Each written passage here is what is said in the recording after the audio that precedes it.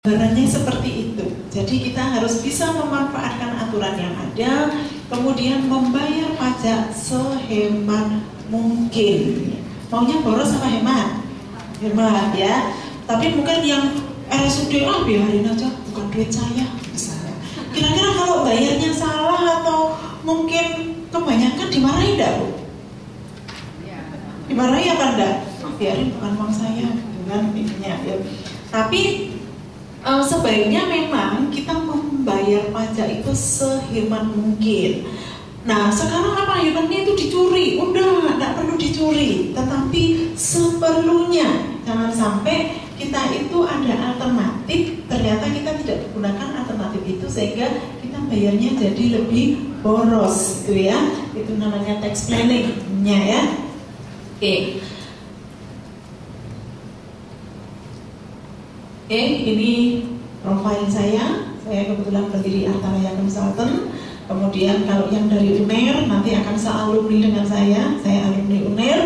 Kemudian kalau di organisasi saya sebagai Ketua Ikatan Konsultan Pajak Cabang Surabaya ya.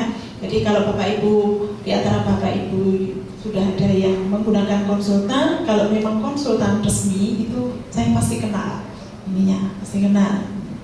Oke, kita mulai.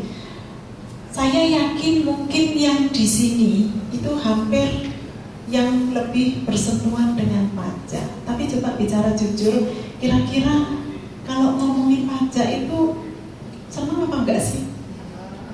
Gak ada yang senang kayaknya ya. Jadi pajak itu selalu teringat, aduh nanti mendenda, aduh nanti ini kalau terlambat nanti didenda, aduh nanti kalau salah didenda. Bolak-balik denda, bolak-balik sanksi. Jadi katanya kalau istilah Jawanya itu pajak, pancal jejak, pokoknya menang kalah nyirik gitu ya. Padahal ternyata di dunia ini ada dua yang nggak bisa dihindari, cuma pajak dan mati gitu. Jadi ada di sini tuh termasuk orang yang sadar bahwa saya nggak mungkin bisa menghindar pajak. Jadi itu sudah sangat bagus, sudah sangat luar biasa. Ya. Wajib untuk melakukan pemotongan pasal 21.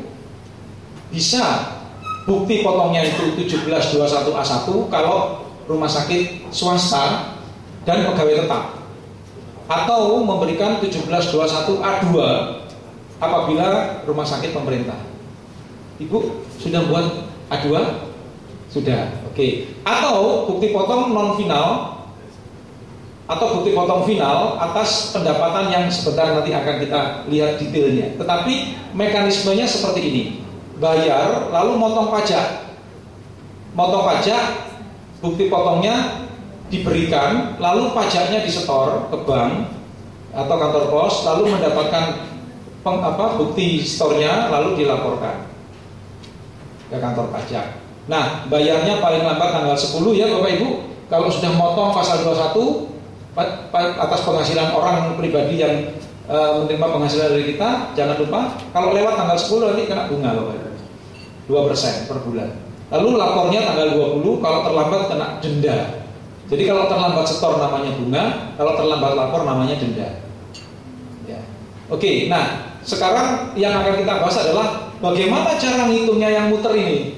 Ini kan muter ini kan kita sedang ngitung nih, berapa pajaknya yang harus saya potong, berapa rumah sakit sehat harus memotong penghasilannya, ya kan itu ya. Nah sebelum kita tahu berapa kita motongnya, kita tentu harus tahu kelompok orang yang kita potong. Siapa dia? Ya, jadi bukan kuis. Siapa dia? Bukan ya. Tapi kalau misalkan dia A, potong pajaknya begini. Dia B, potong pajaknya begitu. Dia C, potong pajaknya begono. Itu beda-beda Bapak Ibu. Jadi nggak bisa kita samaratakan.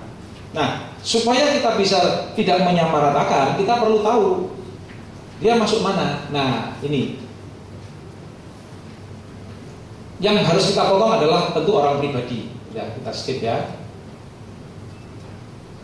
Kemudian kalau orang pribadi ini kalau dari WP dalam negeri ya, jadi penerimanya dalam negeri. Kalau penerimanya itu orang pribadi luar negeri, kita potongnya pasal 26. Nah, ini yang harus kita pahami. Kita harus mengerti definisi pegawai. Apa itu pegawai? Siapa pegawai itu? Pegawai adalah orang pribadi yang bekerja pada pemberi kerja, bekerja pada rumah sakit berdasarkan perjanjian atau kesepakatan, baik tertulis maupun tidak tertulis, untuk melaksanakan suatu pekerjaan dalam jabatan atau kegiatan dengan memperoleh imbalan yang dibayarkan berdasarkan periode. Jadi sebulan, seminggu gitu ya, bisa ya. Atau berdasarkan penyelesaian suatu pekerjaan, nggak ada batas waktunya, tapi yang penting ini dikerjakan, pokoknya bentuk borongan seperti itu. Atau ketentuan lain yang ditetapkan pemberi kerja termasuk orang pribadi. Ini kenapa saya perlu sampaikan, karena supaya kita jangan salah menghitung pajaknya dengan tarif seperti apa. Kemudian pegawai tetap. Nah ini Bapak Ibu, apa itu pegawai tetap? Pegawai tetap adalah pegawai yang menerima atau memperoleh penghasilan dalam jumlah tertentu secara teratur. Secara teratur ya, termasuk anggota komisaris dan anggota dewan pengawas serta pegawai yang bekerja berdasarkan kontrak untuk suatu jangka waktu tertentu yang menerima atau memperoleh penghasilan dalam jumlah teratur. Terkadang istilah ini belum dipahami oleh wajib pajak, lalu wajib pajak menggunakan istilah yang dipahaminya sendiri berdasarkan pemahaman umum. Contohnya begini, saya kemarin ketemu dengan ponakan saya tanya, "Wah, selamat ya Theo, kamu udah kerja. Asik ya kamu udah kerja." "Ya Om, aku baru kerja ini kok Om, belum pegawai tetap. Aku masih pegawai kontrak." "Oh gitu ya, tapi nggak apa-apa lah, kamu kerja yang bagus supaya nanti kamu jadi pegawai tetap." Saya masih mengikuti pola pikirnya dia.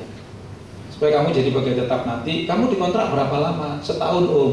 "Oh jadi kamu setahun kerja, terus kamu dapat gaji tetap ya?" "Iya Om, tapi malu Om mau ngomongnya." "Oh nggak usah ngomong, nggak apa-apa. Ya kan kalau ngomong nanti kalau kekecilan aku kan harus tanggung jawab ngasih kamu tambahan. Terus nggak usah ngomong kayak gitu." Iya kan? Akhirnya oke. Pertanyaannya, ponakan saya itu gimana? Pegawai tetap atau bukan? Menurut dia bukan pegawai tetap. Betul ya Bapak Ibu ya? Menurut dia.